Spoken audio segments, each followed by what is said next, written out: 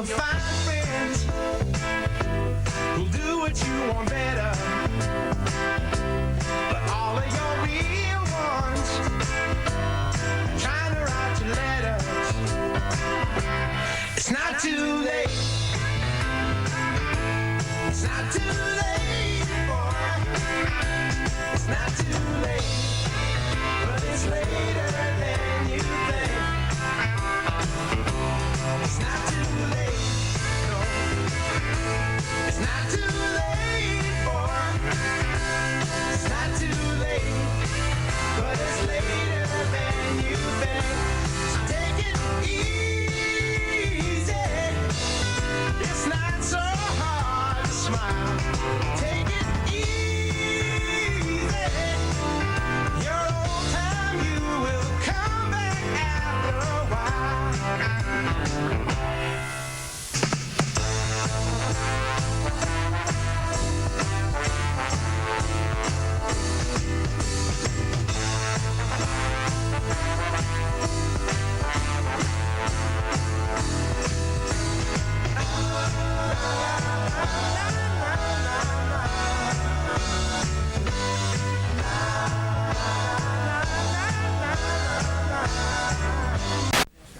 Good evening and welcome to the Thursday, October 24th, 2019 meeting of the Northampton School Committee.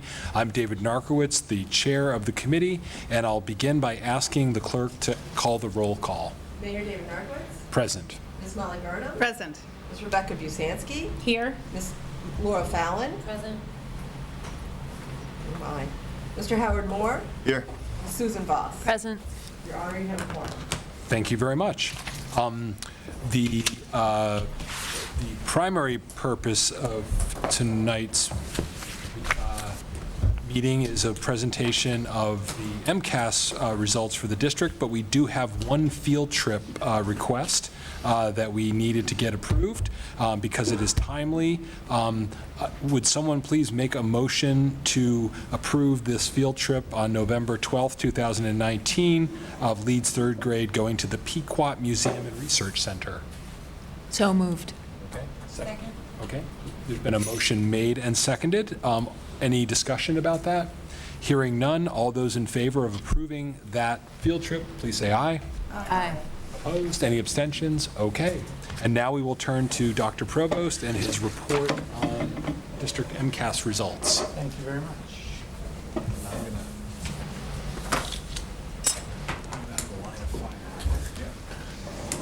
Say goodbye.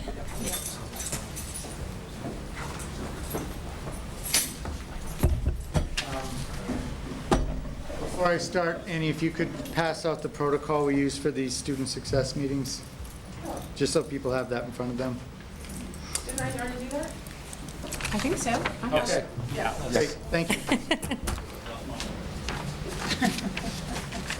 So I think I should just start by admitting that I like data, maybe a little bit farther field in this than some of the other employees of the district, as I'm often reminded. And I will say this, that I believe in making data-informed decisions rather than data-driven decisions. There's a lot of talk in many of the documents on school leadership and school reform about being data-driven, and I think that data really just gives you information, and so it shouldn't be the lone driver. I think it's your values that drive you. Your data can tell you who's flourishing and who's not flourishing, but it's your values that tell you whether you care about that and whether or not you should do something about it.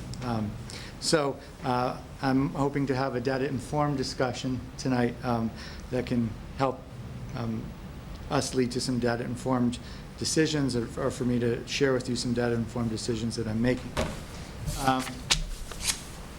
Just a moment on the graphic. You know, whenever I present one of these, I always have a graphic that tries to represent something. And so here are train tracks, not just because it's Northampton and we love trains, but because the trains are going in all different directions. And I think you'll see as you look through the data, we have some student groups that are moving in different directions. And so it's a very sort of nuanced picture of student achievement, and that's what I hope to just alert you to as we start. So, first piece of information, as you know, it's always been my practice to look at us in comparison to our peer districts, and due to changing demographics, we've had some changes in our peer districts. So Cambridge, East Hampton, and Weymouth have joined us as 3 peer districts, and they're replacing Hudson, Saugus, and South Hadley that are no longer considered peer districts for Northampton. The 3 demographics that the algorithm matches on is percent economically disadvantaged, percent of students with disabilities, and percent English language learners. And if you look at the table, you can see that they are replacing some of our lower economically disadvantaged former peer districts with new peer districts that have higher rates of economic disadvantage, replacing districts that had lower numbers of students with disabilities with districts that have higher numbers of students with disabilities, and replacing districts that had higher numbers of ELL with districts that have lower numbers of ELL. So if you're wondering, for 2019, which is the year that we're matching districts on, Northampton had 26.5% economically disadvantaged, 21.5% students with disabilities, and 3.7% English language learners. So you can see those new districts coming in are sync up pretty closely with the district as a whole. The schools have individual peer schools as well, and they have all changed. With 6, there's no way to really sort of conveniently show all the different 180 peer schools and the schools moving in and schools moving out, but I thought it would be helpful to show where the demographics were in 2019. You can see that Bridge Street continues to be the school that has the highest number of economically disadvantaged students. This is not new information. It's something that was very much on the school committee's mind when we were doing budgets a few years ago and decided to direct more resources to Bridge to deal with their higher number of economically disadvantaged students. And that continues to be the case, and as you'll see, continues to grow. Also, point out that the number of English language learners has grown significantly at Bridge Street School. So that is a school that continues to experience some very very high needs population students. And you can also see that we continue to have this, this sort of bifurcation in our district where the elementary schools have much higher needs than the high school, and the middle school is kind of somewhere in the middle. Looking at how things are changing, I'd say that Leeds Elementary School is experiencing the fastest change at this time. So looking just year-to-year change in terms of their groups, and again, these are the groups that they match on for peer schools. Leeds has increased its economically disadvantaged students 6.1%, students with disabilities 3.5%, and did have a decrease in its English language learners. See, JFK was relatively stable, as was the high school, and then the other elementary schools had some ups and downs. Bridge Street also had a significant increase in its students who were economically disadvantaged, but is seeing a decrease in its number of students with disabilities. Jackson Street is a school that, if you compare to the prior sheet, you can see that its number of economically disadvantaged and students with disabilities is relatively lower compared to other elementary schools, and continue to see a decrease in numbers of economically disadvantaged students past year. So what that means is that just like the peer districts for the district as a whole changed, the peer schools for each of the individual schools changed. And so you'll see comparisons to the peer schools later on. Also, we had some changes in the test this year. So this is the first time we administered Next Generation MCAS for grade 10 ELA and math. Also the first time we had a Next Generation MCAS for science in grades 5 and grade 8. So that means that the only legacy test still out there is high school science. Everything else has been converted over to Next Gen. It's important to point out that even though grade 10 is now taking Next Gen like 3 through 8, the grade 10 scores are not comparable to the 3 through 8 scores. They're on a different scale. So you really have two district averages to think about, one for grades 3 through 8 and one for grade 10, which is why those two different grade levels are treated differently in this analysis. So the peer districts for grades 3 through 8 were slightly below average to slightly above average. You can see there was a placeholder there that I forgot to get back to, but I know the answer now. The peer districts in grade 10 were slightly below average to slightly above average. So what that means is the statewide average is an appropriate measure for Northampton. You'll see that the peer group averages in most areas are slightly below the statewide average. So in general, districts and schools that have the population that our district and schools have do a little bit worse than the average, statewide average. But you'll see how we compare to our individual schools. The other thing that I want to say before I get in, well, actually, I'll save what I want to say about the actual scaled score conversion until we get to the school by school averages. So the first type of analysis we have here are just looking at each of the subgroups at each of the schools and the entire spectrum of scores. So one of the things that I've found is that it's, as I've done this more and more, I've realized that looking at measures of central tendency can be really deceiving. And if you can visual the whole range of scores, you should try to visualize the whole range of scores. So that's what you'll see in this next piece. There is a second piece of this where I do look at average scores, but you sort of lose all the nuance of how many kids are in the bottom, how many kids are in the top, you know, how wide are your middle groups, but you do have that for this. So in all of these sheets that are coming forward, you have the 4 scoring categories on Next Gen MCAS represented by 4 colors. Red is not meeting expectations, orange is partially meeting expectations, green is meeting expectations, and blue is exceeding expectations. And all of these, you have the schools lined up. You don't have the high school because, as I said, the high school is on its own scale.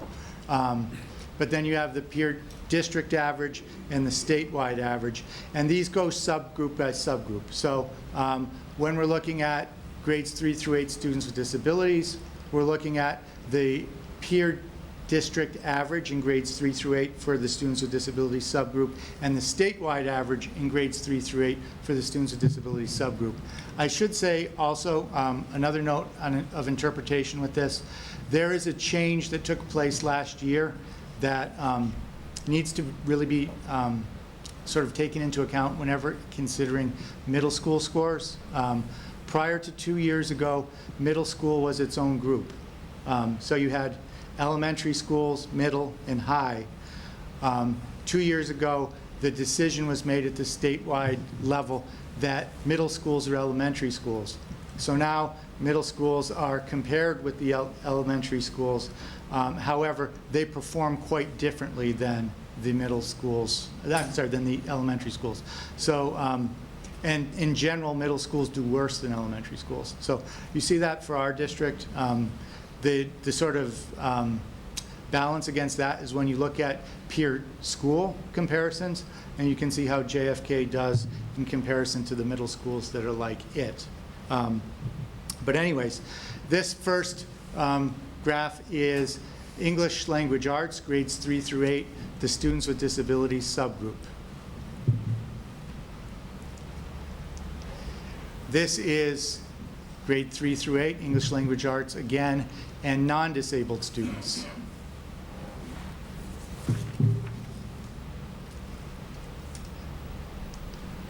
This is English Language Arts 3 through 8, high needs students.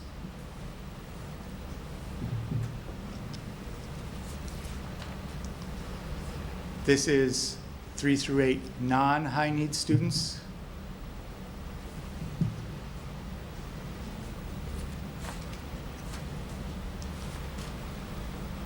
Three through 8 Hispanic and Latino students.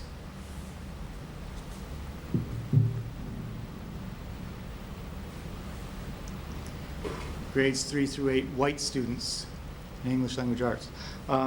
Just a note on, there are obviously other racial subgroups within the district, but the Hispanic and Latino and white subgroups are the two largest subgroups in the district. They are the two groups that every school has enough students to form a subgroup in. So the fact that other subgroups are not represented here is not meant to imply that they don't exist within our district, but we can't generate data from them because at the school level, in many schools, there's not enough students to make a subgroup. So that's why we're looking at these two subgroups. Yes, How many students does it take to make a subgroup? 20, So a subgroup is 20 or more? yes. Okay. And the reason for it is there's no rule of small numbers. If you get a subgroup that's that tiny, the performance of one or two students becomes able to really change the performance of the subgroup. So it's not really appropriate to analyze groups that are that small. Okay, so then moving on to math. This is mathematics, 3 through 8 students with disabilities.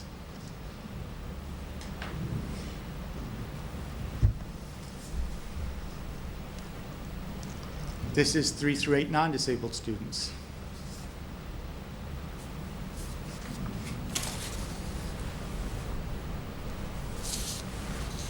This is 3 through 8 high needs students.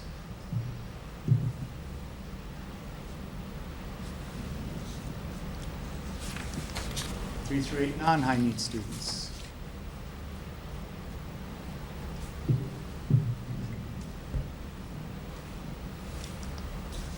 Three through 8 Hispanic and Latino students.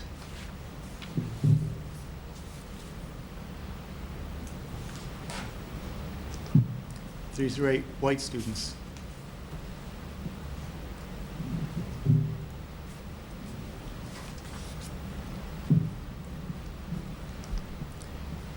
Then we'll move into science.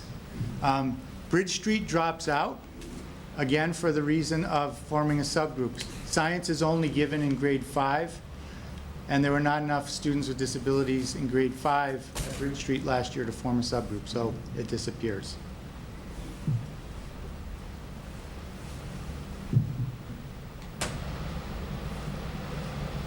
And then this is science non-disabled.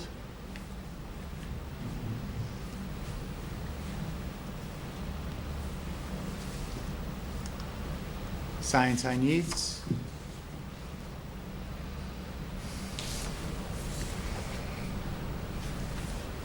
Science non-high needs.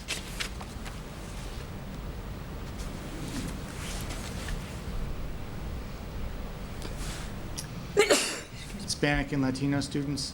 And here, all the elementaries fall out because in grade 5, there's not enough students to form a subgroup for Hispanic and Latino, but there was enough for JFK, so I felt it was worth keeping it in to see that.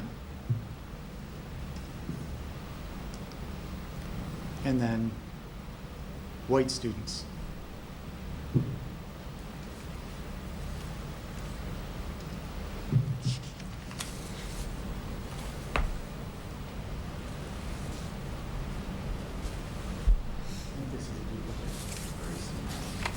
Okay, so moving on to grade 10. As I said, that really operates in its own realm. So this is comparing just grade 10 to grade 10. And this is next gen MCAS results. So this is high school, yes. Do you mind if I ask you one question? Sure. For the 3 to 8 you talked about this, and I think it might just be worth asking now. The middle school, on average, across the state, has a different average than the elementary schools. Yes. And as we go through this, and I'm trying to think about how to compare the elementary schools and the middle school to the state average, is it even possible to? Is it, I guess what I'm saying is, it feels to me, based on what you said, is, I understand they don't do it this way, but if you had a state average for 3 to 5, that would be comparable to our elementary schools, and then a state average for middle school. But if they're on 2 different scales, how do we think about that state average? So I think of it in terms of needing to have the individual school comparisons as sort of the balance point to that, but also pointing out, so you are still pulling in the rest of the schools that are in that range into the average, right? So that average was calculated with middle school students in it, so you can't really take all of the middle school students out from your own sample, you know what I mean? I do. I guess would this be true if our middle school performs poorly compared to the state average on lots of measures? That might be true of all middle schools. That, I would say, is true of many middle schools. And that's what I think is bothering me. Yes. Because it would be easy to conclude our middle school is performing below average, but the average is really messed up from all of these What- other things. I think the best way to say it is that they're performing below average for 3 to 8 schools, but not necessarily below average for middle schools.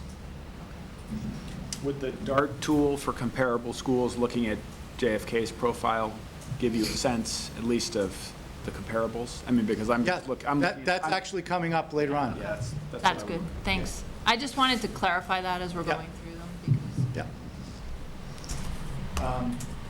And I, just in my own conversations with the department around that, I think that decision was made to sort of move the middle schools into the K to 8 range because they want to put some more pressure on middle schools to change. And so, putting them in with higher performing schools will create a sense of urgency to make reforms at the middle school level.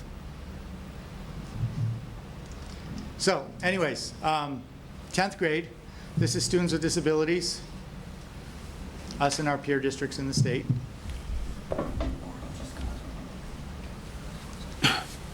Non-disabled students.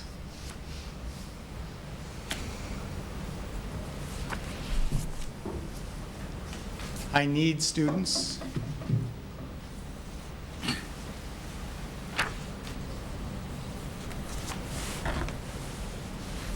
Non-high needs.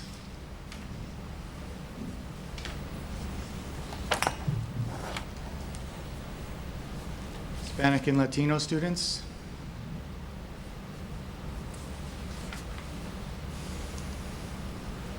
White students.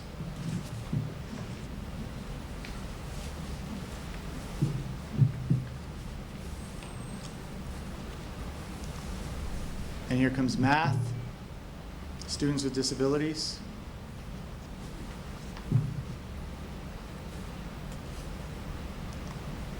Non-disabled students.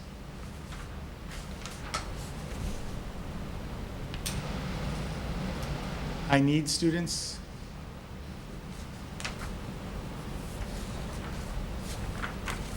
Non-high needs.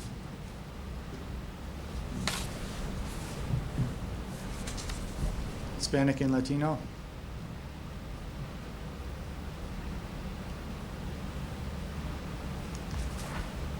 White.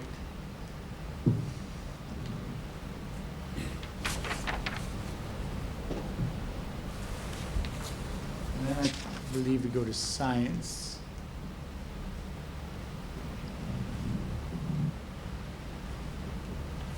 Students with disabilities.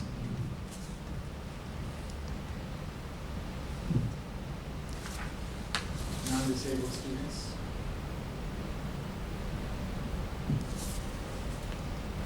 High needs.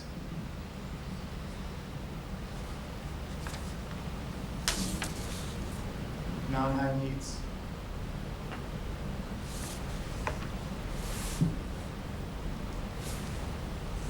Hispanic and Latino.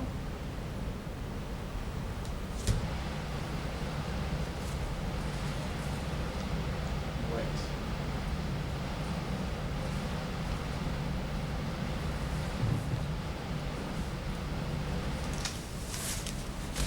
So here's where we get to the individual school comparisons. And in each of these, the large blue dot represents the Northampton school, and the rest of the dots are the other comparable schools in the group. And you can see the comparable schools listed. They change from school to school because each of them has such a unique profile. I think there's one school that appears as a peer for two of our Northampton schools, but that's it. And none of the Northampton schools are considered peer schools for each other. So what I want to say about this, just an important point in understanding the scale score conversion. An item on the test is worth approximately 2 scale score points. So when you're looking at just, let's say, the non-disabled range there that goes from about 500 to 516, let's say, that would be eight actual questions on the test, from the average in the lowest school to the average in the highest school. On all of these tests, 500 is set as the cut score for passing.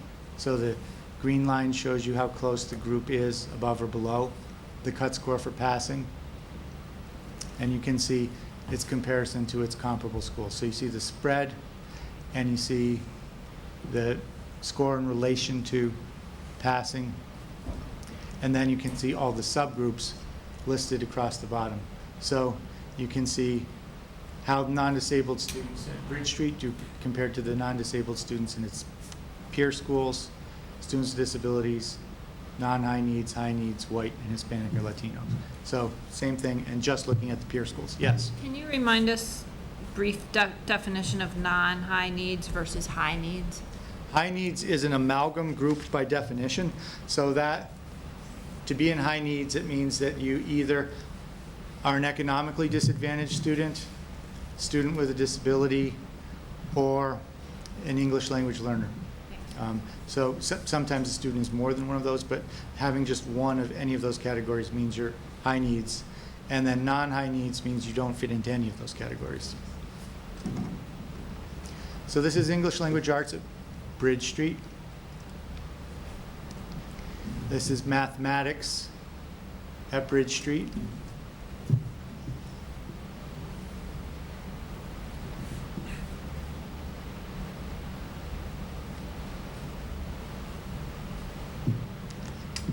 This is science at Bridge Street.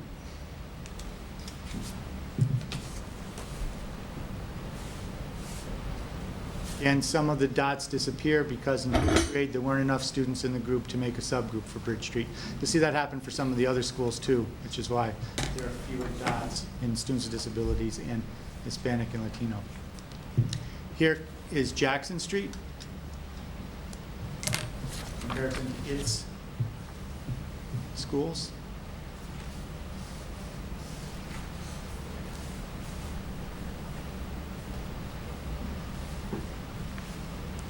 And here's Jackson Street math.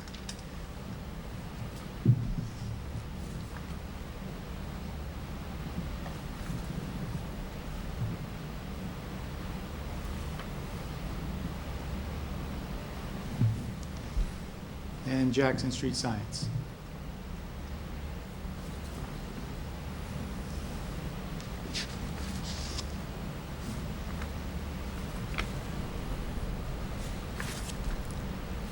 This is Leeds English Language Arts. You can see that its peer schools in general are in a different category. I believe Cambridge Port is one of its peer schools. So they're competing with different schools because their demographics are not as challenging as some of the other demographics in the district. Here's math.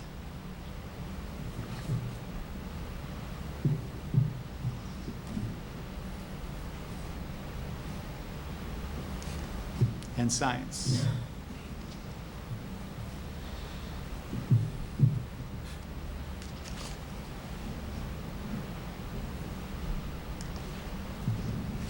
Here's Ryan Road.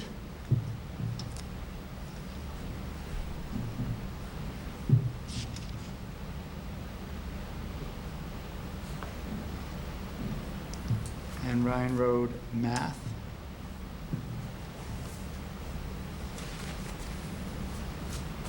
On this one, I don't know why this happened, and I couldn't get it to switch, but the racial groups went to the front. On the other slides, they were in the back.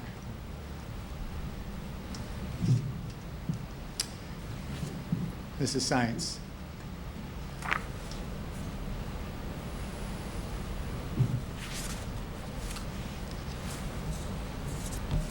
And now, the question Mr.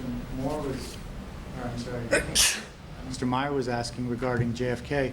Here's JFK versus its comparable middle schools. In English language arts.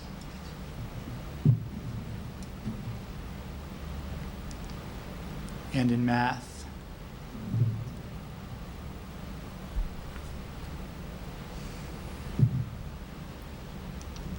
And in science.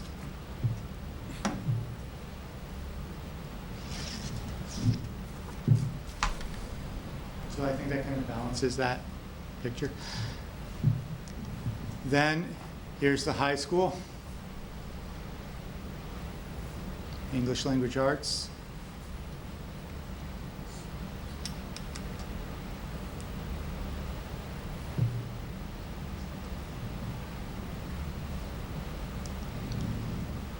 And math.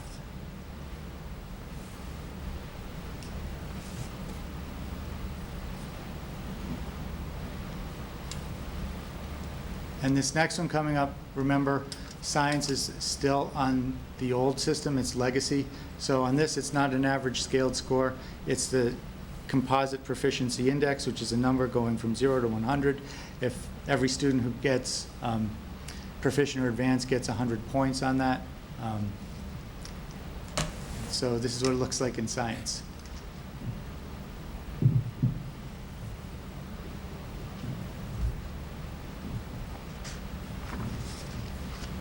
Dr. Willis, Yes, can I ask you about that?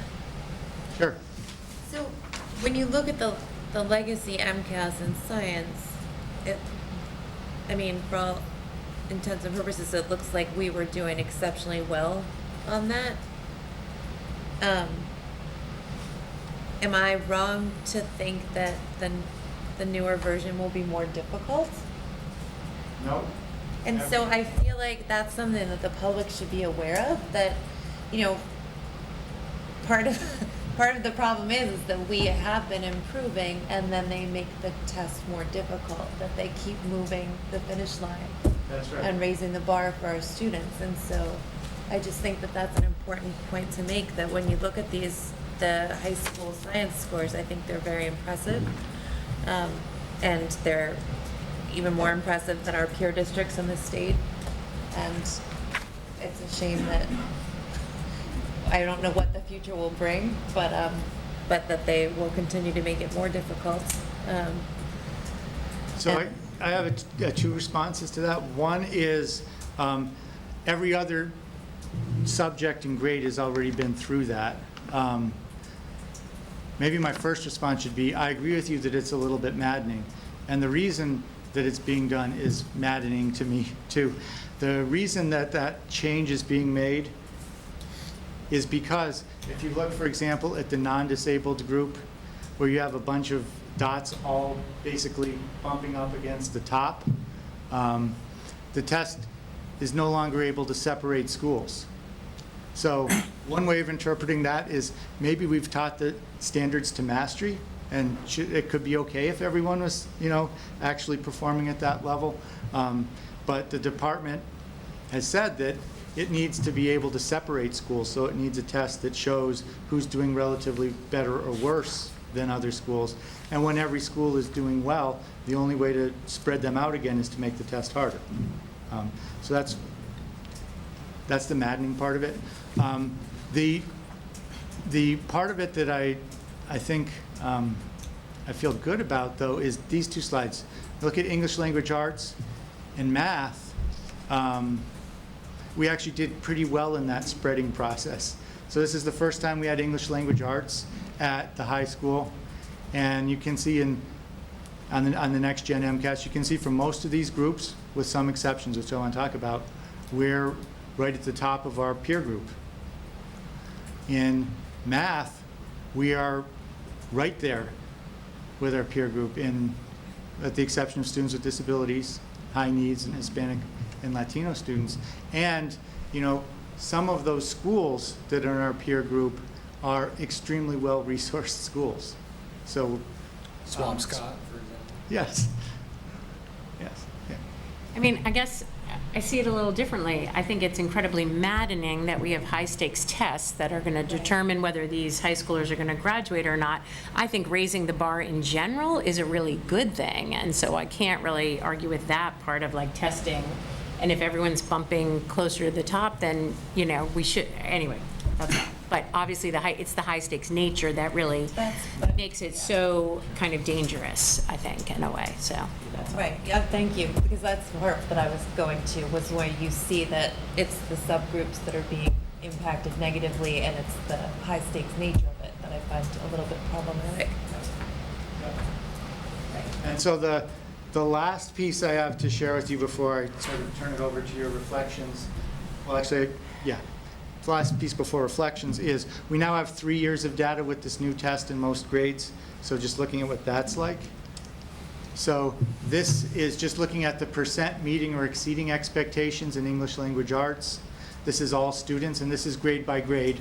So you can see how things are going in 3rd, 4th, 5th, 6th, 7th, and 8th grade. Not the same students, obviously, because there's a new grade every year, but you can get a sense if there's a trend. That's all students. And this is mathematics, all students.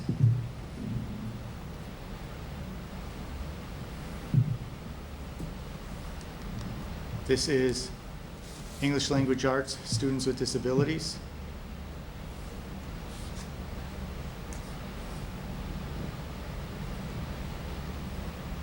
Mathematics, students with disabilities.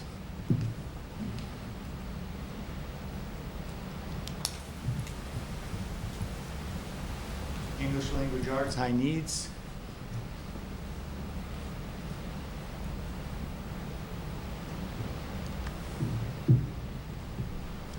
Mathematics, high needs.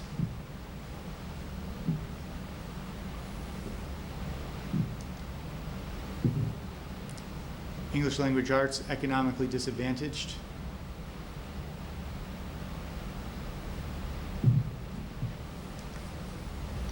Mathematics, economically disadvantaged.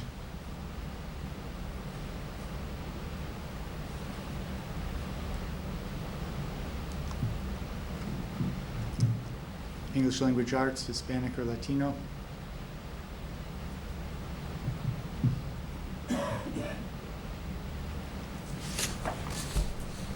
Mathematics, Hispanic or Latino.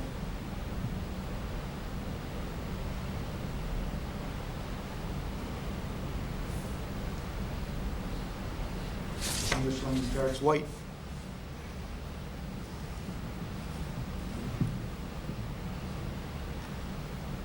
Mathematics, white.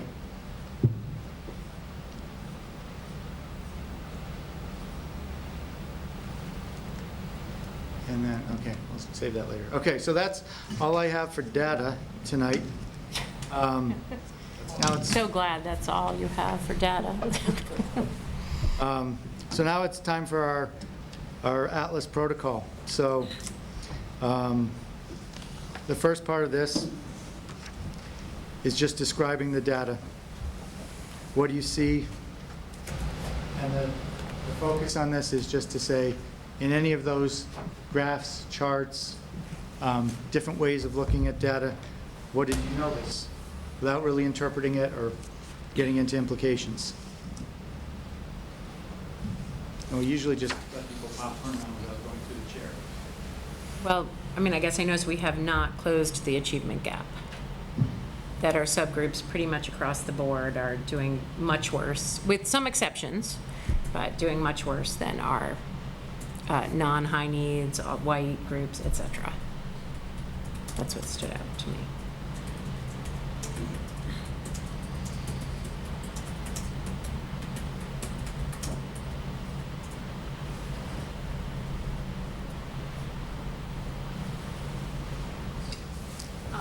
There's probably other examples, but I was looking through to see where we were really doing well with exceeding expectations, and two areas that stood out were science at the high school and science at Leeds. And there may be more, but those stood out to me.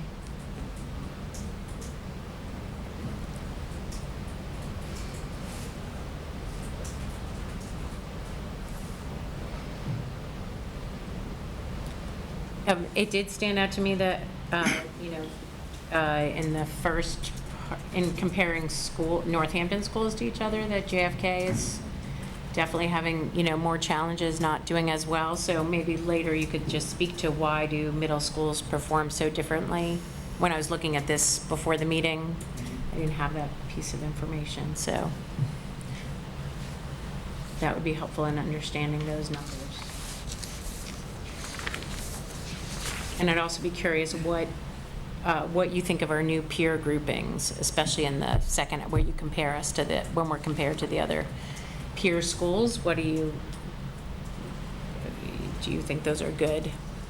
I don't know. What do you think those compare? So then, since that's a question rather than an observation, I'll just answer that.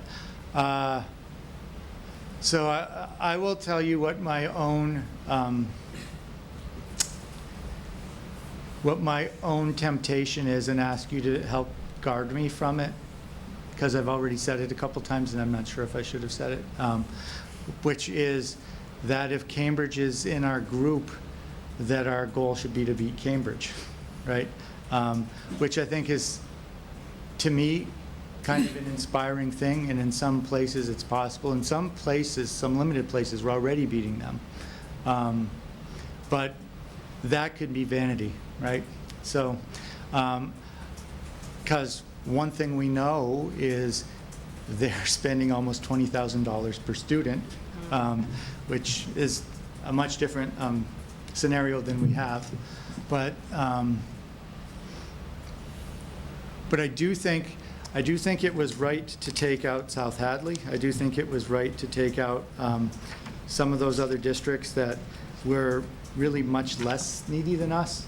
So I think that part is good. And I really think that I think the science pattern is bigger. I think if you look across the board, science is the area of strength for us, and we have surpassed a lot of the Cambridge schools in science. So maybe it isn't so beyond the pale to say maybe we can do it in English language arts and math too. But I just put it out there that it may be a little bit of an unfair comparison based on the inequity of resources available. Thank you. She can go first. I just thought it was interesting that for English language arts, grades 3 to 8 for non-high needs students, that more than a quarter of students at Ryan Road were exceeding expectations, that they were performing well beyond both peer districts and the state. It kind of stood out.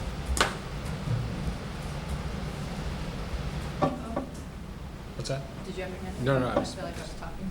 Yep. Would you mind putting the slide up for the high school with these kind of, what did Downey call them, the DART data? The scatter plots. I don't know what, yeah. So I guess I'm building on what Rebecca said in terms of the achievement gap, and there's different, maybe, for me, it really stood out as, if I'm defining achievement gap as bringing different groups together,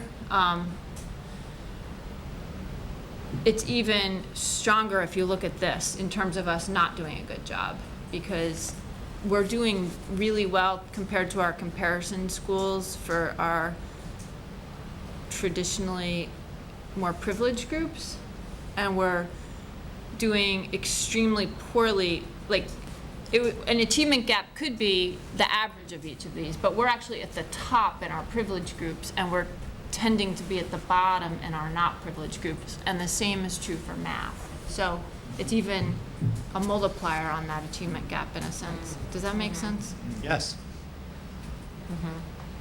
Yeah, I mean, so just to build on that, so we're, to take for Hispanic and Latino students, for example, because we're looking at them right now, we're low compared to our peer schools. Right. And we're high compared to our peer schools in white students. That's exactly what I'm, yeah. Exactly. That's And- exactly. And the two groups aren't equal to each other to begin with. Exactly. So, right, yes. Can we look at the math one too while you're here? I think it might even be more.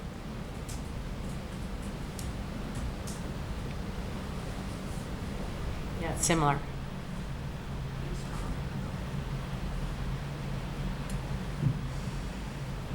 But the science. score- Science is different. Science is different. Yeah.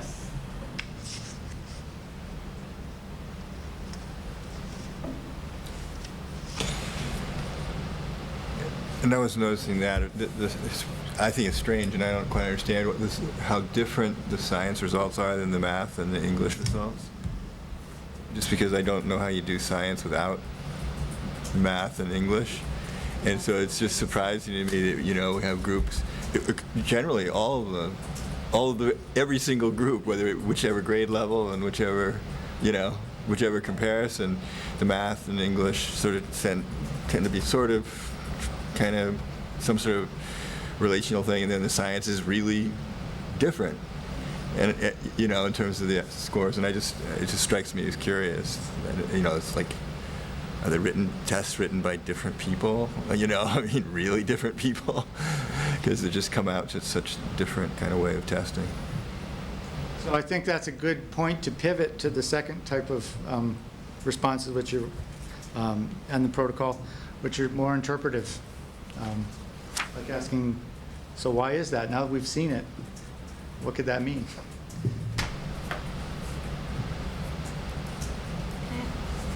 Do we have the data disaggregated for our Latino students that are ELL learners? Or like English language learners? No, we don't, because in most places, there are not enough ELLs to make a subgroup. But I can tell you that most of our Hispanic and Latino students are not ELLs.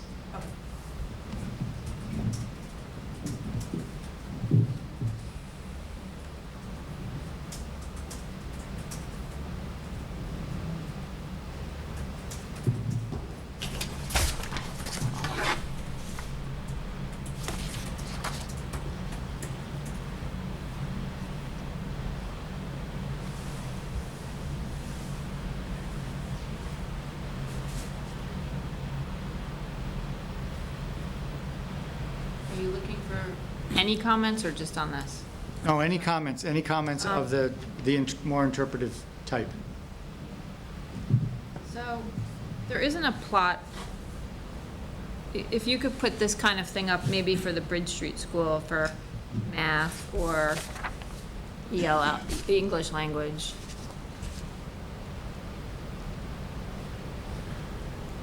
Yeah, There's- okay.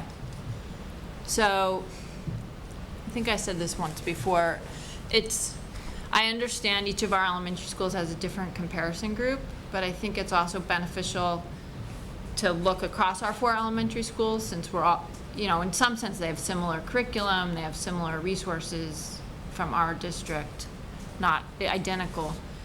And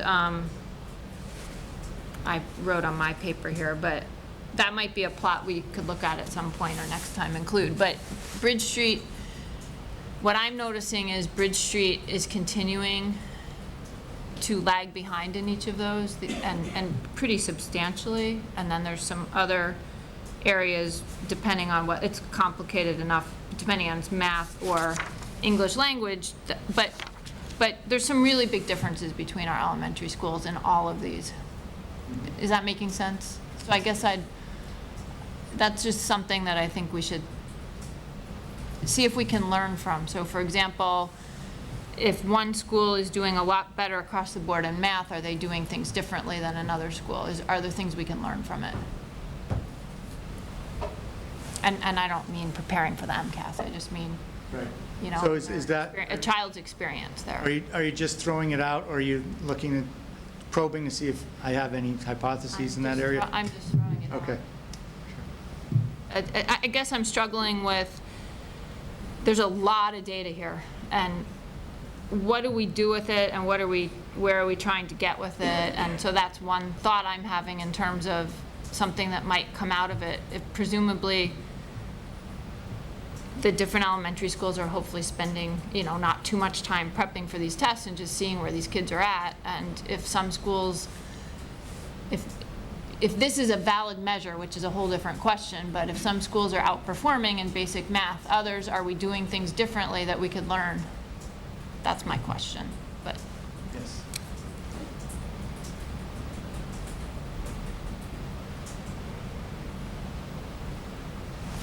So I mean, looking at the 3 years of data, which is not a very long time series, I'm not noticing, just looking subject by subject, level by level, I'm not noticing huge trends, right? I think if I actually had the numbers and did the math, I would find a lot of them flat, you know, plus or minus their errors. And so I guess that leads me to ask the question, if the district does spend substantial effort and time analyzing these, and then, you know, treats them as response variables to our interventions, are we seeing changes? That was one thought. The other thought I had was just looking at, so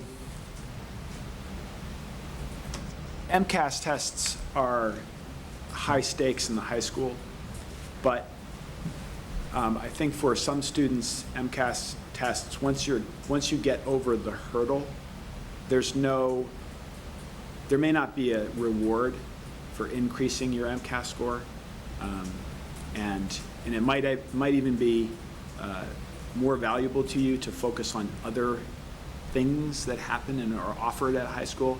And again, those are priorities that are established by the high school faculty, by the district leadership. And so I'm just wondering where those kind of decisions come into. Like you said, data indicates something about your practice, but then you have to examine it in light of your values in terms of what you do next.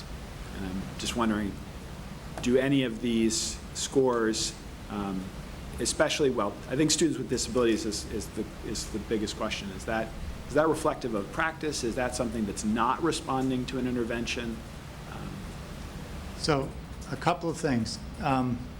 Looking at these 3-year trend lines, I want to call your attention to grades 3 and 4 and grades 7 and 8, and tell me if they look different to you as I go through the different groups.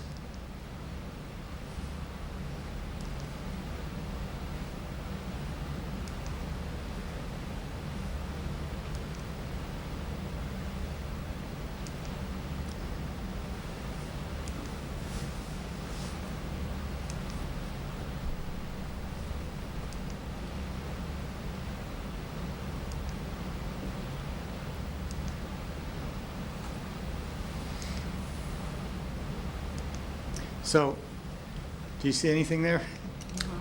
Grade 7 in 2017 is really strong across the board, and I think there's some other grades like that. Is that what you're looking for? Well, when I look at it, what I see is it seems like there's a trend of progress in grades 3 and 4, and a trend of regression in 7 and 8. Yeah, yeah. So Yep. that was, I mean, obviously I didn't know what was going to happen in grade 4 and 3 or any of the grades this year, but when we made the decision to try to bring some of the elementary strategies to the middle school in our overall strategic plan for the budget last year, it was because we felt that the data was trending in a more positive direction in the elementary schools and a more negative direction in the middle school. So I think you're right, that if you did like just an average of all of them, it would somewhat net out, but I think it's because the gains in the elementary are being offset by losses at middle school. So that's that piece. When I look at students with disabilities, that I go again to the school-by-school comparison. So if you look at, for example, Ryan Road School, and their students with disabilities, they're pretty close to the top of their group. Jackson Street is the same. So I think there are some variations of the effectiveness of the special education interventions taking place in the different elementary schools. They are different populations too. I mean, they're sort of evening out to be more similar to each other. But I do think there's a difference there. In Ryan Road in general, I think you see across the board, they tend to do better as compared to their peer schools and as compared to the other schools in the district. And there are some differences of practice there that I think are possibly to account for that. One of the things that we've done sort of very consciously is a district improvement strategy this year, even though it's not in the plan, is had sort of a Ryan Road replication project in place at Leeds and at Bridge Street, trying to have their, whatever they call their student support team, model the practices that are being done at Ryan Road. I saw actually the psychologist at Ryan Road give a presentation at UMass last year in their special education teacher preparation program. It was actually, there was partially an advisory board program, so there were superintendents and special ed directors from across New England and special ed faculty from across New England there. And the process that they had developed at Ryan Road for really analyzing their data and intervening, I think is a cut above, and really struck a lot of us as state-of-the-art practice. And so we've asked the other schools to replicate that. So that's one thing. Another thing that coaches have noticed is the practices are, by and large, the same. That was the point of having a documented curriculum and having coaching. But there are little things that are being done at Ryan Road that I think make a big difference. For example, in the ELA data we're looking at, a lot of that is based on writing. And one of the practices that they've noticed is they have a drafting process that's sort of built in, and it actually has a motivational component to it. So they make students write out their response to whatever the prompt is longhand before they can type it in. And so I don't think writing out longhand is the magic, but I think getting them to go through a drafting process, as someone who used to be an English teacher, it really makes a difference. And so trying to find those best practices that we can bring to other schools is how I would interpret it. So I don't think it's a difference of curriculum. I don't think it's a difference of instruction. I think there are some differences of practice that we need to hone in on now. Yeah, what you just said fits, and just, if you were looking at this and you put big dots for the other 3 elementary schools, Ryan Road is really impressive on almost every measure where they fall. And so there's something good. And then I can wait if somebody else has something on this, but I wanted to go back to where you asked us to compare 7th to 8th grade, but after somebody asks about this is fine. Could you just talk about the Hispanic Latino, and this isn't specific to Ryan Road, but it does seem like when we see how in the subgroups there actually is oftentimes a smattering, it does feel that the Hispanic group is one that stands out as our comparison schools are above us. To me, that's It's not just, and Yeah. we're on a Ryan Road slide, but I really want to emphasize that this is not, no, it's I'm every not school. pointing, It it's can every change. school. It's every school. So I would like to just talk about that. Yeah. Here's Jackson Street. Oh, they don't have one there. Here we go. Here's Yeah. Jackson Street. There. Yeah. So You're the second member who's said that, and I think this is really great, because to me, that is the story of this data. To me, that is the overwhelming story of the data. Our Hispanic and Latino subgroup is of these groups that, has a sort of clear identity, one that's not an amalgam of something, other groups, or one that isn't already being addressed through our plans in special education. It's the largest subgroup. It's 18% of our kids, and it's where the biggest gap is. So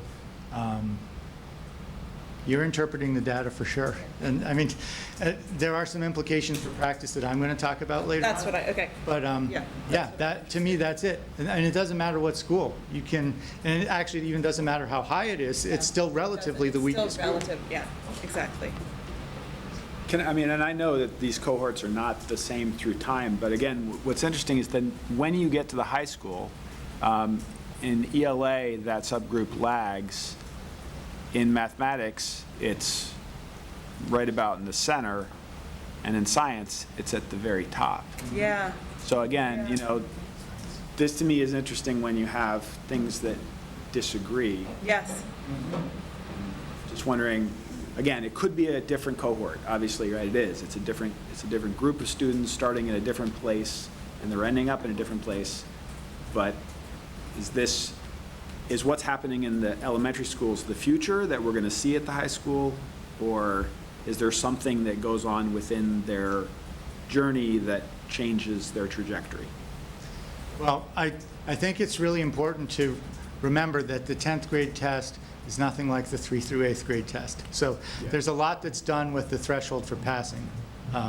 So that, I think the high school will always outperform all the rest of the schools just because of that. And it goes to the high stakes nature. I mean, it's only acceptable to have so many kids not getting a diploma. Politically acceptable. I mean, educationally, it's not acceptable to have any kid not get a diploma. But the science trend is across grades. I mean, that's the area where we really don't see a large race-based achievement gap. And 5th grade, 8th grade, and the high school, that's where we have better equity. So I think that there's something there. I think in the future that will likely continue to be one of our more equitable performance areas. Yes. Will you go to where you asked us to watch the 7th and 8th grade, just to one of those? Because I saw something, I just want to see if what I was looking at is consistent. Something maybe with I don't know, with the larger percentage of students, like non. Like, there you go. That's white students. Yeah, okay, we can look at this and maybe the ones with not disabilities or something, just, so if you look at the white students, grade 7, the blue bar, okay? Yeah. It's that same cohort that then is in grade 8 in the red bar. That's right. And if you watch this, I think what I see is that particular cohort that is the blue bar in grade 7, the red bar in grade 8, and off the scale in grade 9, is an incredibly strong cohort through everything. Those are always high. And so it would, I think, just suggest having caution about comparing what's going on there, if my hypothesis is correct, that that's an outlier cohort of kids. But that's what I was noticing. No, I think that's a very good point. I would just point out that the red bar in grade 7 is the gold bar in grade 8. Yes. So, Yep. so there's something there that I don't quite like. Maybe look at a few. I see that blue and that red one as being really strong across that whole grade for some reason.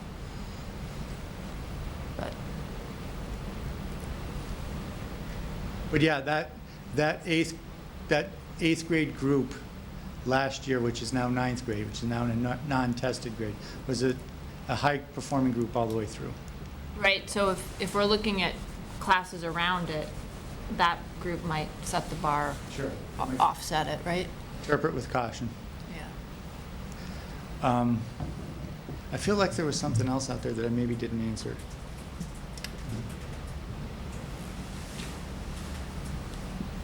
Mr. Meyer, did you have another one that I didn't quite get to? I mean, again, the thing for me is looking at data is always what does it show about success or failure in initiatives that have been undertaken leading up to this? Yeah. So, I mean, right, obviously, a lot of these things have been flagged for years, and obviously the district undertakes its best efforts, and teachers are, this is not the singular focus, but teachers are aware of this, and it's one yardstick. So Right. just when you look at this data, and when your team and when teachers look at this data, what to them stands out? I mean, I think of it as when I see data, if I'm disappointed in it because I've been making a concerted effort to teach a particular, part of the standards, or I can feel really happy about, oh, look, my department met and we decided we were going to do writing, and so look, the kids did much better on the open response questions. Right. So, couple of responses to that. So just picking one of these, again, I'll go to how narrow the range is actually.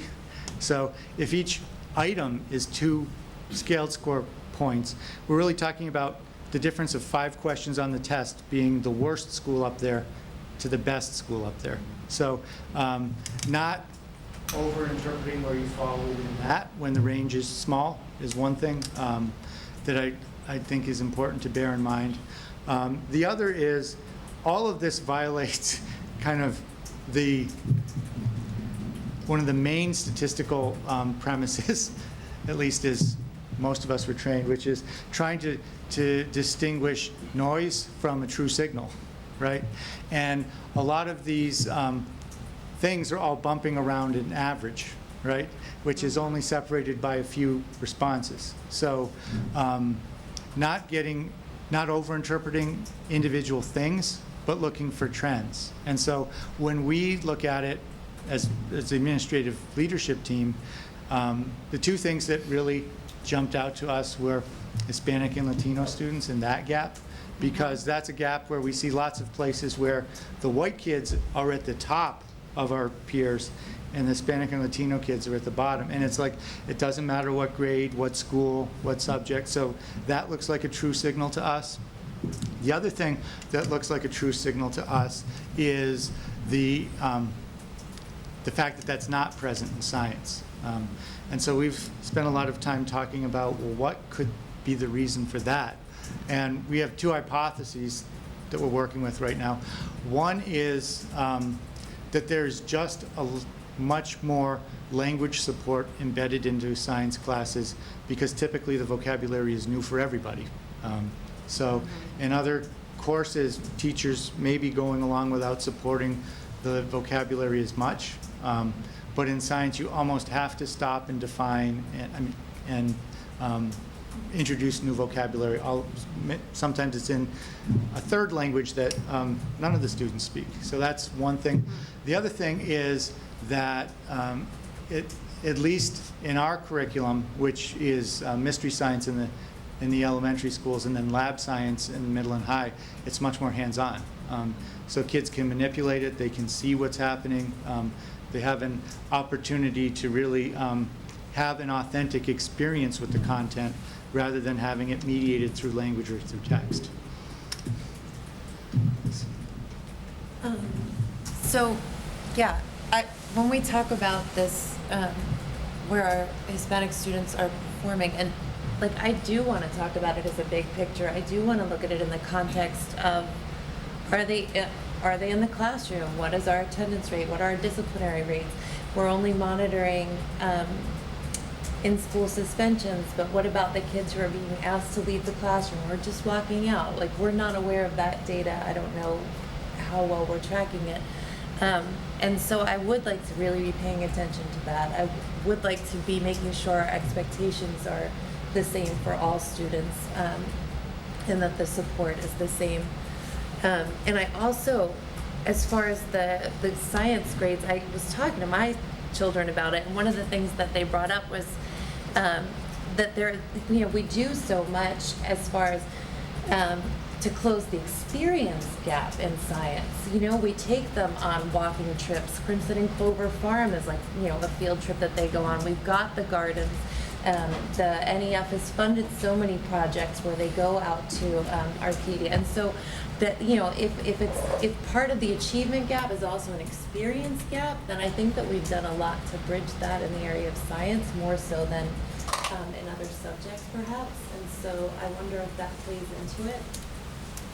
Well, I think it does. I mean, those experiences that you described, I guess I interpret slightly different. I interpret them as hands-on and, you know, Right. experiential learning that I think is able to connect with students who may have difficulty if the only way to get to the content is through a text that they might have trouble reading or language they may have trouble interpreting.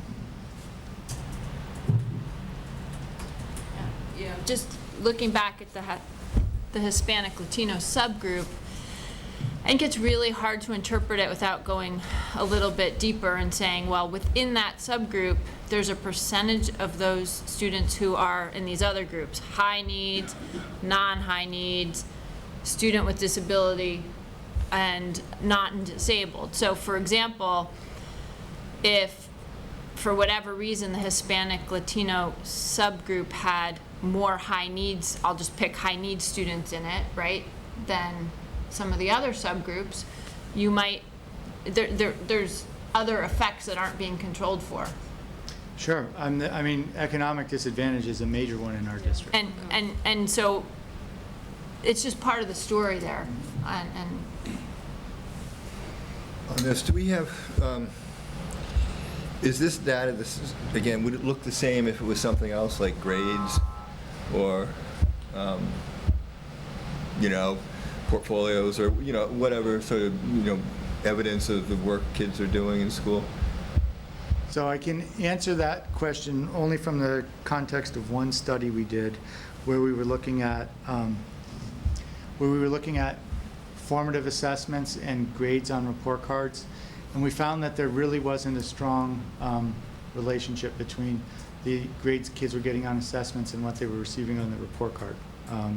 So what I would take away from that study is that if you looked at report card grades, they'd probably be more similar than these assessment scores here. More similar? What do you mean Yes. by that? more What I similar mean to is what? There would be mostly all A's and B's, no matter what subgroup you're in, In high school? high school and middle school. High school and middle school. Yeah, but I mean, the reason that's sort of asking this question is because I don't do it anymore, but I used to take a whole lot of tests. And my impression, my own subjective impression was that tests, sometimes I did better than what I knew and sometimes I did worse than what I knew. But it was pretty, like you could draw for on my test taking, you could draw a pretty good scatter plot in terms of comparing my score to what I really knew, my score to what I really knew. You know, they were very seldom actually lined up where what I knew matched my score. Usually what I knew was either more or less, you know, depending on the test. And you know, in other words, you know, I can picture that would all get evened out for a group unless an entire group tended to test showing that they knew more than what they really knew or showing that they knew less than what they really knew. So anyway, I'm kind of skeptical.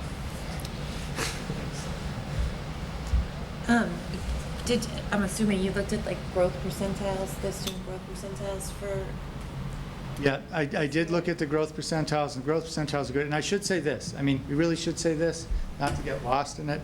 We have an accountability system, and the accountability system says the district is fine, the schools are fine.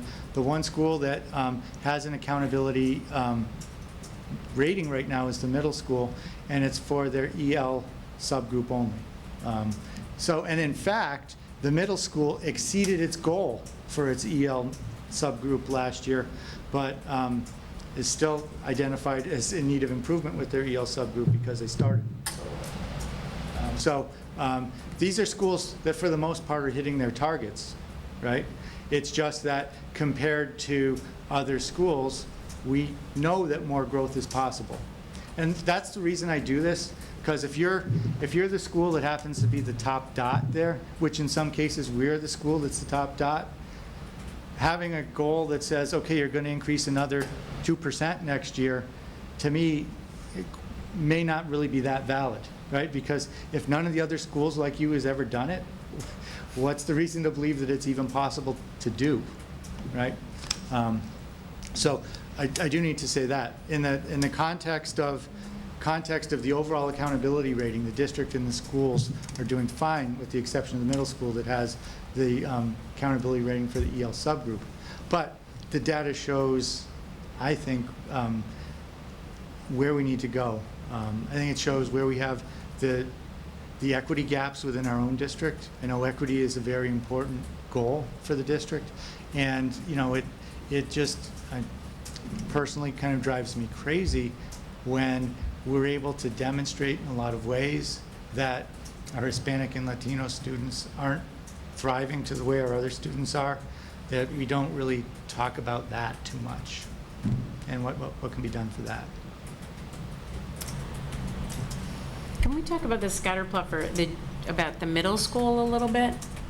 I'm curious about what you said at the beginning about how middle schools perform differently. They did look, especially compared to our elementary schools, they did look like they were doing worse. You can see that the subgroups are in English and math are at the bottom, what we were describing before, at the bottom, whereas other groups, especially in English, are at the top.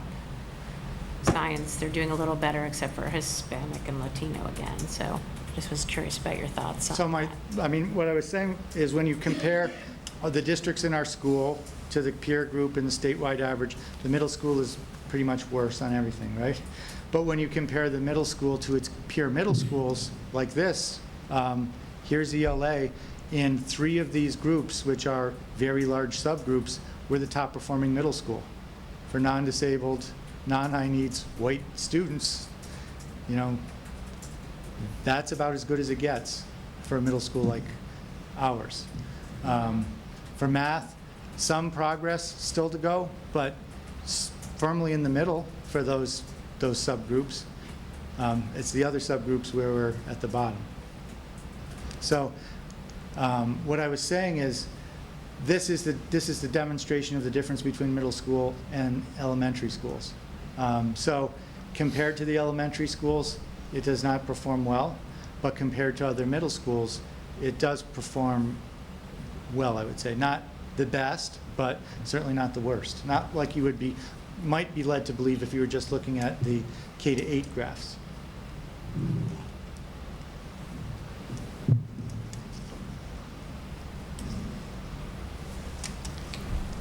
So, yes. I'm just going to offer a slightly varied or potentially different perspective on something you just said, Dr. Provost, which is, I think we could always do better.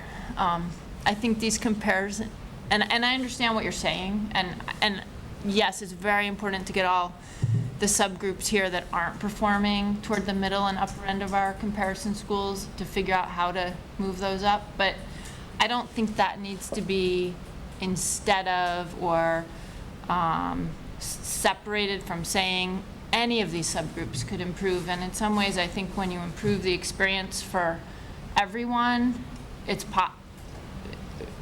any of the subgroups, it's possible for everybody to improve. And when I look at these subgroups of school, like the other districts that we're compared to, I know on paper there's reasons that we've been picked to be compared to them, but I also feel like our community really values education, and we really value what's going on in the schools, and that isn't part of those choices. And I just want us to have maybe higher expectations and feel like we can get everybody better still.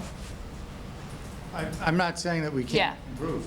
Yeah. I'm saying, well, there may be one school that, I've said this before, it'd be hard for me to imagine Ryan Road getting much stronger, based on it being at the top of all of its peer schools. I'm sure it will, and the principal would disagree with me. The principal would say, we can always get better. But so I'm agreeing with the principal. Right, okay. But I just say, when I see something like this, where you're already at the top, I think that the opportunity for growth, put it this way, is less than when you have a group that's at the bottom. I think the opportunity for growth is very much more so there. Is it, I can't, my group, I can't see it as well, but the, is it Amesbury or Leominster that seems to be at the top of every one of those categories? On this one, I think it's, Leominster. Amesbury, Amesbury, yeah. I mean, I'm talking like top of non-disabled and disabled, they seem to be. Yeah. I think top it's across. Amesbury. Yeah, I just couldn't tell the shade of red, whether it's Yeah. Leominster or Amesbury. So clearly there's a school that's doing well in all categories. And Amesbury's, I don't know, southern New Hampshire. It's like right up on the border. It's a small city. It's like 5,000. But somehow it's still a comparable Yeah. school, so. What's that? But why? It's just so interesting to me how they choose these comparative schools. That's why I was sort of asking what your It's the thoughts makeup of were. the student population. Yeah, no. I mean, I understand from a basic level, but if it's a population of 5,000 students, or 5,000 people, sorry, or whatever, I don't know. so Interesting to look at that. just moving us along here, any ideas you have for implications about practice?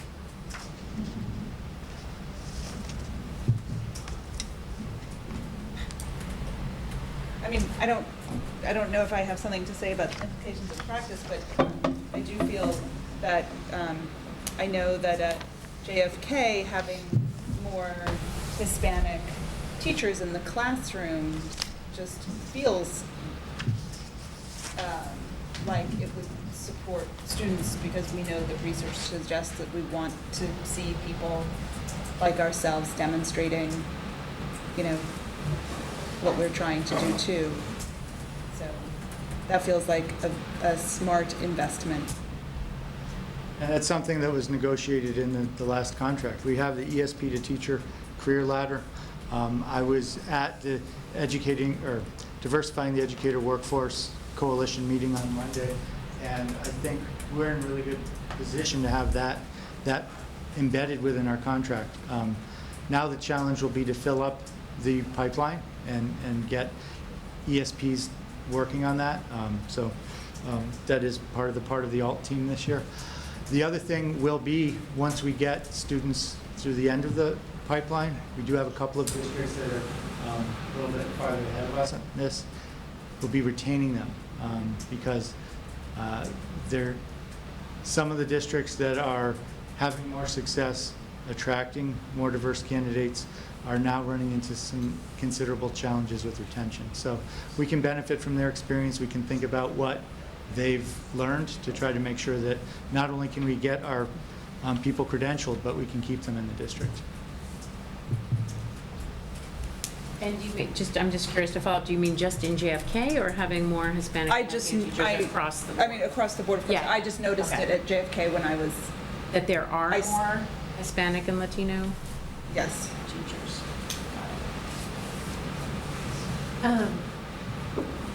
When we look at improving the performance of some of these subgroups, I thought that at one point there were some grants available for year-round programming, for some summer programming to support students, so that there wasn't as much learning loss over the summer. There was. So we received a grant for ELLs, and we do provide summer programming for them. Again, that is a very small subgroup within the subgroup of Hispanic and Latino, and a lot of our ELLs are not Hispanic or Latino students, so they would not necessarily help with that. We do have $10,000 that we got last year as part of the turnaround grant, focused again on ELLs at JFK. I was notified today that we'll have $20,000 to put towards turnaround efforts for ELLs at JFK this year, so we'll still do that. Those are really targeted. So we'll definitely put that into part of a comprehensive package of reforms. Is that something that you think expanding, like, have you seen results of those targeted interventions? I mean, is that something that would really be worth expanding upon? Well, we, as I said, we exceeded our expectations at the middle school, or the state's expectations at middle school for our EL subgroup. So there definitely was an impact. I don't think that those interventions would be appropriate for all of these subgroups, because many of the individuals in this subgroup are not ELs, and so you wouldn't do EL strategies with students who, Right, but I'm saying using the summer to provide additional learning. oh, yeah, so expanded learning time is a strategy that's often used. I think that we would be challenged. I don't see a funding source to do expanded learning time for this subgroup, to be quite honest. I do think it probably would have some effect, some positive effect, but I don't think we have the resources to do that, unless it's a group that also happens to fall into the ELL subgroup, where we do have money for them, or the Students with Disabilities subgroup, who does have money for summer programming. But it still leaves a large group of students who wouldn't be eligible for any of those summer programs we're currently running. But definitely something to think about. I mean, I think going back to what Ms. Fallon had said about the opportunities of hands-on opportunity and experiential learning in the sciences needs to be spread out into the other subject areas. And, you know, there's rich language-based activities, and I think that there's a lot of really interesting work that's being, I mean, especially, I would imagine that we'll see changes with the with math investigations as well, since it was updated. And I mean, it's only been a year, but I think that we should be seeing some interesting work. It's a great, I mean, I was at the Leading for Diversity, or Leading for Access and Equity conference today, and just about every strategy they talked about was more hands-on, more experiential, more real world, centering the student in the learning. So. And I think you know, empowering them to be engaged with their learning. I was thinking the other thing about science. A lot of times science is really related to your general knowledge, the stuff you bring just from your life experience, in a way that sometimes English language and math isn't. It's not so directly, and so it might be in the other direction. No, it's not so much that the learning needs to be experiential, but that the learning needs to be tied to the experiences that kids have already had. Yeah, just to share an example from a session I was at, one of the sessions I went today was building greater equity into math courses. And so they were showing an example, a traditional example of methods of finding the center of a triangle. And then they showed what they were doing at this new curriculum in Boston Public Schools. And it was the same standard. It was trying to find the center of the triangle, but the context of the problem was they went back to the time when the BPS decided to move their central office to Roxbury. And so part of the math problem was about, is that truly a more geographically centered location within the city? And so they were able to do the math around that. But then the second part of it was bringing in all of the controversy that happened at the time, like people who said, I refuse to go to the central office if it's going to be in Roxbury. And then, so that piece became such a hook for the students, and really, you know, to me, made a lesson about central tendencies within triangles that the kids are going to remember for a long time. So, yeah, it's exactly that. So just to add another personal story, seeing this, you know, if you had let's say we had a separate subgroup up here, middle school baseball players, and they're doing poor in math or something, right? Whoever they are. You might talk to that group and find out they really like baseball. That wouldn't be surprising. I made the group up that way, right? But and you might think about, okay, there's all these great examples in baseball that you can talk about things, and maybe if we looked at certain groups and thought, okay, what are some common typical interests, and you're not going to get everybody under your umbrella, but as an example, when I was a grad student, I tutored an older gentleman who really wanted to get his high school equivalent and couldn't because of the math. And I was trying to teach him fractions. And then I found out he liked the Red Sox. And okay, we stopped doing fractions of recipes and pies, and we started doing batting percentages, and, you know, he flourished. And I think that's just building on what people are saying, but maybe we have a small enough community where some of these small groups of kids who are maybe getting extra help in math, we could really try to find that baseball thing for them, whatever it is, you know. I'm sure the teachers do that, but I agree. Yeah, I guess I just am always concerned with MCAS about, and with all, you know, standardized testing is just all that built-in kind of cultural bias, and it really goes back to exactly what you're describing of, that's great if it's, you know, batting percentages, but, or it's great if it's a language that, you know, a kid understands because they're in the Northampton schools and we've tailored it that way, but then we know when they're taking the MCAS, how does that work against them? So I really thought your point about science being really introducing terms and language, maybe that is kind of giving them a little bit more of an even, you know, grounding, whereas in, you know, what's happening in English and math where they're maybe not, they don't have the language skills, whether because they're ELL or maybe they're not, they come from a different place. So, you know, how does that kind of factor into all of this? I think it's just important to. Or maybe they don't see themselves in, maybe they don't see themselves in the curriculum. You know, I remember walking in not that long ago to a classroom, I hate to say, in our district that had a bunch of disengaged kids, and it was of mice and men. I just said, I know this is a 9th grade class, right? Because that's what we do in 9th grade. It doesn't matter that nobody really relates to the book anymore, but we keep teaching it. So there's that too. I mean, you can make literacy more relevant by really, I mean, that even is easier than baseball. It's like, you know, what are you reading now? What do you want to read? You know, who are your authors? Are there books that give kids mirrors of themselves instead of just windows into someone else's lives? Yes. But again, if you look at the bio curriculum, I mean, obviously, as a teacher, you're trying to relate it to the students. But if you look at the bio MCAS, there's not a lot of stuff that you encounter every day. I mean, it's mostly, you know, trophic levels and DNA sequences, and I don't know whether, you know, the thing about the fact that there is a level playing field, that this is more of a second language, and that kids coming in, you know, maybe don't see themselves as disadvantaged, or, you know, because it is alien, it is something that's different.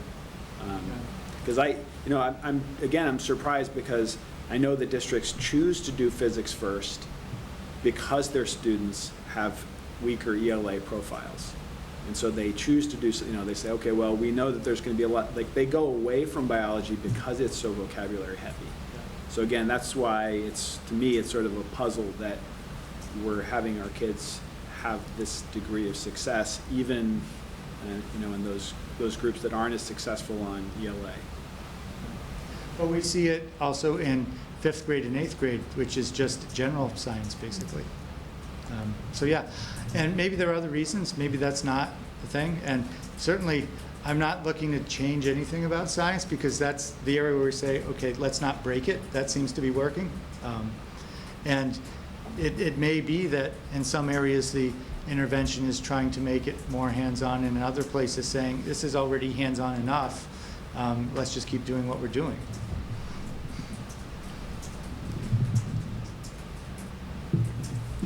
I would be interested to see what some of our community outreach and community building activities do as far as some of the success of our students, and you know, some of the programs like mailing books to reluctant readers over the summer. I mean, I think that some of those programs that cost very little money actually had a pretty big impact on some students, and I feel like because of the nature of the funding cycle for the Education Foundation, you get 3 years and then it kind of gets dropped. We don't actually see a long-term impact with a lot of them.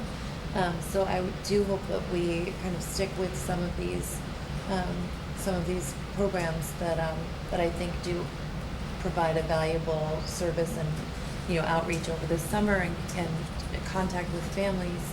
and reading that I think really are important for some of our students that might not otherwise have the opportunity.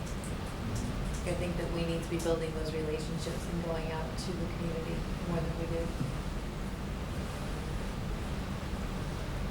Segueing that, just two things. One is that the NEF had funded for a number of years the reading teacher at Ryan Road to do direct work in the community.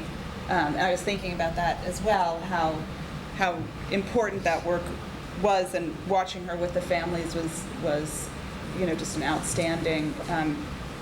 Again, I'm not saying that the other schools aren't doing that, it's just that I know that one. And then you sort of asked us what we felt, but I guess the other piece to this, of course, is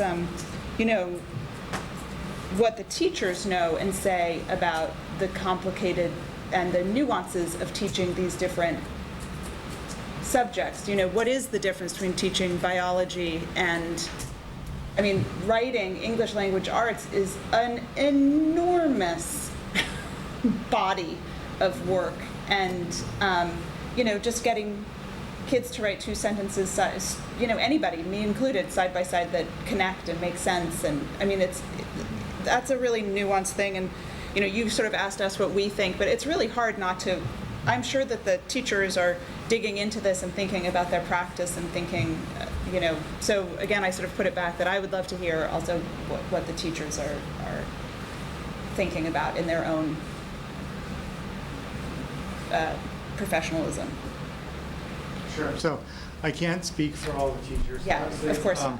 I can say that this exact same presentation was shared with the principals, and they'll be talking about it with their faculty, and so some of those conversations are starting. At middle school, some of the conversation is a little bit further along because they're in the midst of the turnaround, and there's a natural connection between this and their turnaround efforts. At the middle school, one of the things that we are trying to do, again, trying to incorporate from elementary, is more of a workshop model for literacy, because that provides more opportunities for choice in reading. And what I understand the research to say about reading is it doesn't really matter as long as it's a book, and as long as you're doing it every single day, it will be helpful. And so trying to take a model that provides more choice that may induce students to be more likely to read. And on that track, do we have any plans to ask maybe high school students, like an exit interview, to ask them to reflect on their years in public education and think about, report back sort of what worked and what didn't work, and what seemed like a waste of time and what seemed like really productive, and those kind of, because my guess is a lot of them will be able to tell you about a class that was a waste, or a class that was, or a time in their educational career where they didn't really feel like they were connected. Yeah, that's a great idea. We don't have any plans for that, but I wrote it down because I do think we get some data from that. Yes. Just echoing, I like that idea a lot, and I actually think kids leaving JFK would be capable of talking about their experience at JFK and getting back to just some of these subgroups even, if we want to improve performance where it's the weakest and really needs the improvement, talking to those subgroups and saying, what could have made something more interesting or accessible to you? Maybe we'll learn something. For that matter, you could ask the rising sixth graders. I'm just curious, when you talked, when we looked at the data and sort of that trend line from third to fourth improving, if you think, if just looking back the past couple of years with RTI, if maybe, I don't know if it quite reaches, I don't know if the timing's quite right, but if maybe that had some kind of impact, do you think? I also wonder with the grant, the early childhood grant that we've gotten, what kind of impact that will have moving forward. We've made some kind of improvements in the last couple of years in those younger grades, I feel like that maybe have had. Well, that's my hope. So I'm hoping that this stuff we're seeing here is the beginning of a trend. It's early, but I'm hoping that we're going to see continued increasing strength in third and fourth, and hopefully that carries through the fifth grade this year. You know, the kids who are in third grade last year are kids who would have had 2 years of Math Investigations 3. They're kids who would have had 2 years of inclusion support. They're kids who would have had RTI from the beginning of their experience.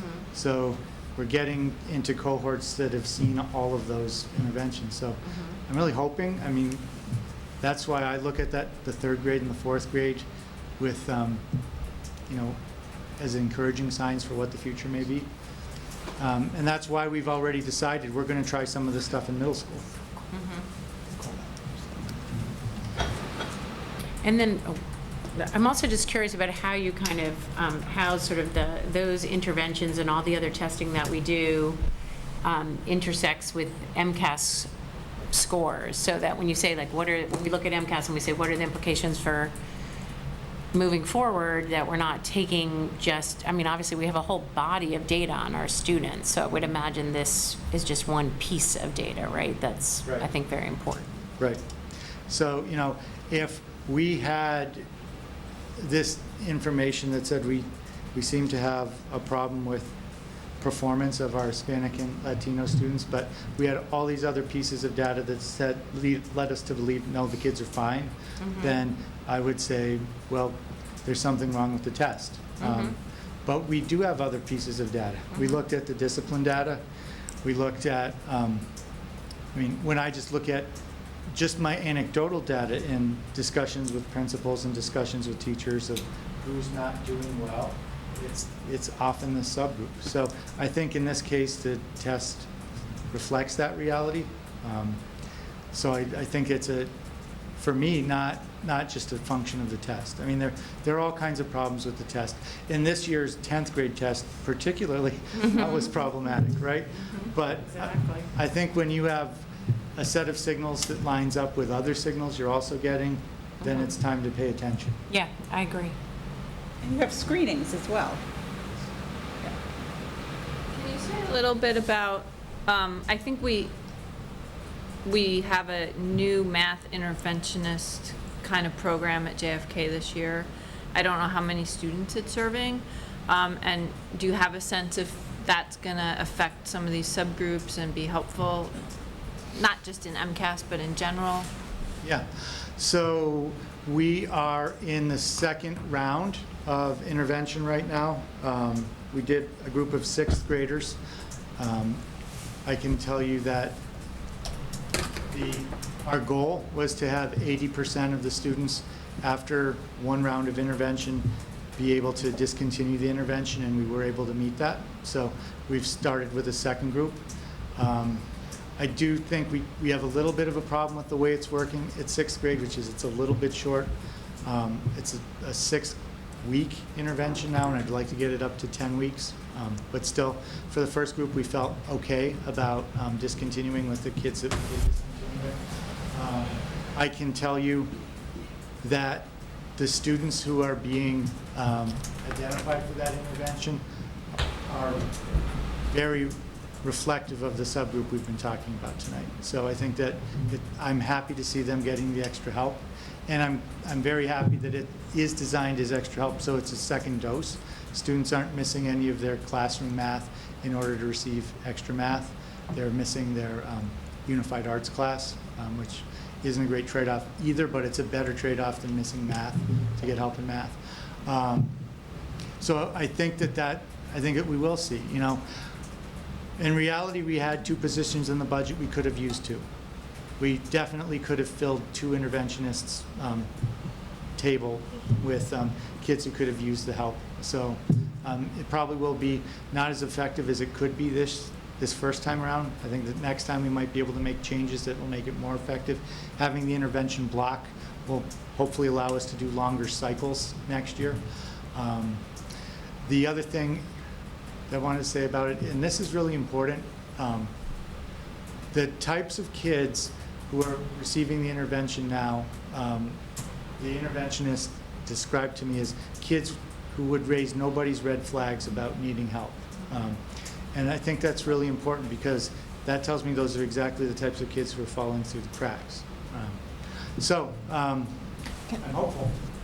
Is there any sort of assessment in place, sort of when they go into that, when they come out, or even just teacher impressions? Is there any, are we Yep. keeping track of, so we'll have a way of saying the effect of it? There's 2 assessments they do. They do one that's, I would say, more of a curriculum-based measure called the Math Recovery Assessment. And then they use Ames Web, and they do the concepts and application scale from the Ames Web. You can say the results have been that these are kids who have pretty solid computational skills.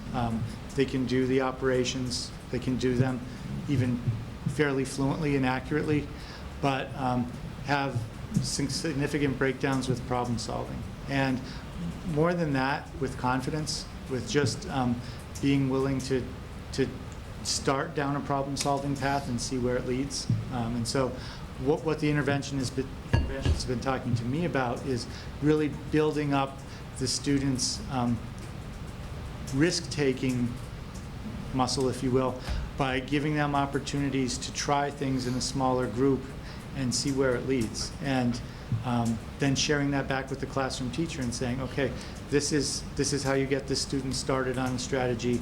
You know, if you can lead them down the first step or 2, they'll be fine for the rest.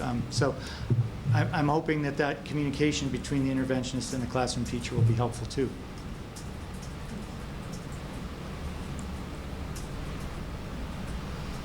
Okay, so then I just want to share with you my ideas about implications for practice. We already talked about a bunch of them, but I wanted to talk to you about equity-minded priorities. And this is a first attempt, and this came from the Peas concert, Black Eyed Peas concert. Which you went to last week. Came from the Peas conference, and the session a couple of sessions I attended with Estella Ben-Simon, who is really, her expertise is increasing achievement for Hispanic and Latino students. And she works both at the pre-K to 12 space as well as the higher ed space. And so I had an opportunity to go to the breakfast session she did and also go to her keynote later on in the day. And she said something at the beginning of the breakfast session that kind of blew my mind, and so I'll just share it with you. And she said that in her work with educators, she encourages her teachers not to look at students as individuals, but as races. And I was like, I said that goes against everything I've been trained in. But I was one of the only white educators in the room, and that statement had been made, and we were still there. And she's the expert, so I figured, okay, I'm going to just go along with this and see what happens. And so she talked about an intervention she's currently doing with some community college professors. And the problem they were trying to solve is math achievement for Hispanic and Latino students in community colleges. And so she said to the teachers, send me your rank book electronically or whatever. And then she sent it back to them and blanked out their students' names and just substituted races for students' names. And then she said, now we're going to look for patterns, because you'll see some things that you wouldn't have seen otherwise. And one of the patterns they saw was that the students, the Latinx students, had the best attendance of any other group by race and had the lowest passing rate. And the reason why was because of homework. And so they did a little intervention. They said, let's just try doing the first math problem together as a class before you end the class. And that little intervention was enough hurdle help to dramatically increase passing rates. But she said if we had just been looking at these as individual kids and what did we need for this kid or that kid, we wouldn't have seen that there was a race-based difference in performance that needed a specific intervention. And so she calls that having equity-minded priorities instead of just your typical priorities. Normally, when districts look at their scores, they look at, in the aggregate, where did they do better, where did they do worse? So one of the things that I've done trying to build on that work and apply the lessons of the conference is work with our coaches on some equity-minded priorities for where we should put our efforts. So that's what I'd just like to share with you. This is a first attempt to get through these slides of what equity-minded priorities would look like. So we look at third grade ELA, it's writing. Writing is heavily sampled. It doesn't really matter what group students belong to, but they need to improve their writing skills. And so I've asked coaches focus on that, third grade teachers. In math, you see something interesting. These are not standards, these are skills in a way that are easy enough for people to relate to standards. But if you look at equity-minded priorities, or let me just say this, let's do it the other way. If you look at non-equity-minded priorities, you look at third grade math, we are above the state average pretty much all the way down the line in all of the individual items. So you could say there's nothing to focus on. You know, just general, keep doing what you're doing, but try to do it better. But if you look specifically at our Latinx students, fractions and distributive property are much lower than the rest of the state and much lower than their subgroup. So it's something about the way we're doing that, and I've asked them, let's make that a priority. Even though you would say it shouldn't be a priority for us in the aggregate, we know that we have an identifiable group of students that's not doing well with those skills. So let's just focus on those and make sure we do a good job of teaching them to everybody. So again, fourth grade ELA, writing comes up as an equity-minded priority, figurative language for everybody. But again, you see the same thing in fourth grade. If you look at fourth grade in the aggregate, you could say there's nothing really to prioritize. But if you look at an equity-minded priority, if you look at, so what are our Hispanic and Latino students struggling with, it's fractions, and it's representing verbal statements as equations. It comes out so strongly when you look at it on the basis of race. But when you look at it, the aggregate, it doesn't even show up at all because all the rest of the students wash it out. And so, I don't want to belabor the point, but you have the same thing going on all the way down the line through 8th grade.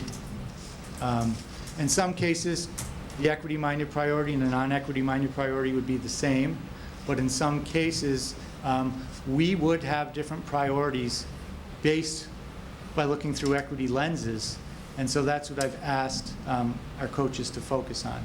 When you have things that are obviously high for both, that would be, the best thing to do. But just because something doesn't show up as a weakness in the aggregate doesn't mean we shouldn't also really take a second look at it and make sure we're teaching it as well as we can to all students. So that's our first attempt at coming up with some equity-minded priorities, and that's but again, doing it, I'm looking at 7th grade, multiplying, dividing integers, doing it not just by giving more worksheets on multiplying and dividing integers, but doing it in a way that can be engaging, doing it in a way that can really reach students, trying to find different ways of teaching those skills to really bring more students in. Those are sort of the implications for practice that we're looking at. So that's what I have.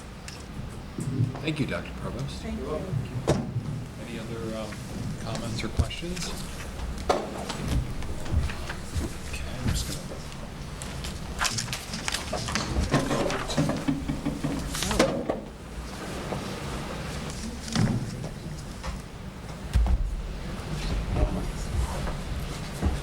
Okay, so we have future business and meeting dates.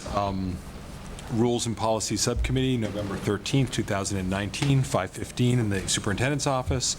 And then we have our school committee meeting of November 14th at 6:45 here in the JFK Community Room.